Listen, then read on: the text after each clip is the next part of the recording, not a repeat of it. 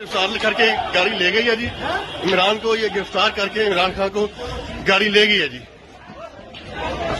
गिरफ्तार करके ले गई है। रेंजर आ गई है इमरान खान को पकड़ने के लिए। मार रही है, देखिए इमरान खान अंदर बैठे।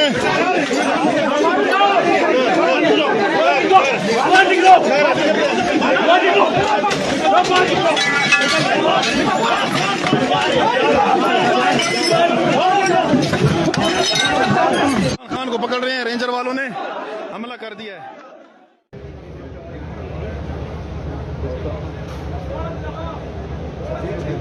करेगा